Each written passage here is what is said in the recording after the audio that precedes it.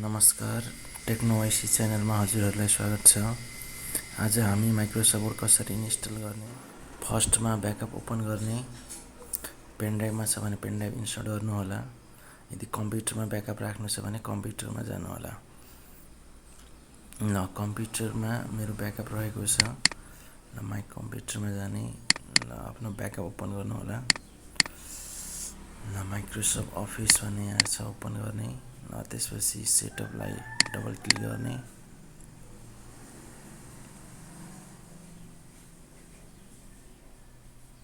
ल अनि यहाँ इन्टर योर प्रोडक्ट के भन्छ। ल त्यही ब्याकअपमा तपाईँको यहाँ सिरियल नम्बर दिएको छ, हो त्यो सिरियल नम्बरलाई ओपन गर्नुहोला। सिरियल नम्बर ओपन गरिसकेपछि सिरियल नम्बरलाई कपी गर्नुहोस्।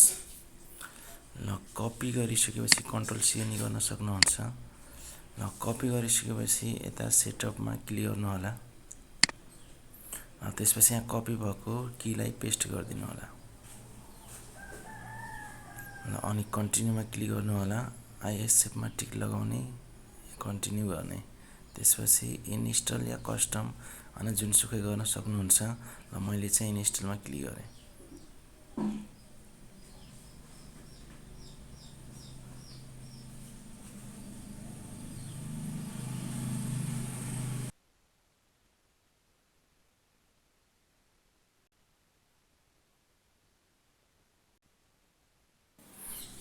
क्लोजमा क्लिक गर्ने, माइक्रोसफ्ट वर्ड ओपन गर्ने।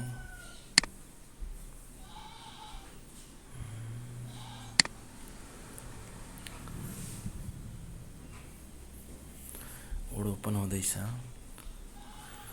ल यति गरेपछि बक्स आउँछ, नेक्स्ट गर्नु होला। अनि आई डोन्ट वान्टमा टिक लगाएर फिनिस गरिदिनु होला।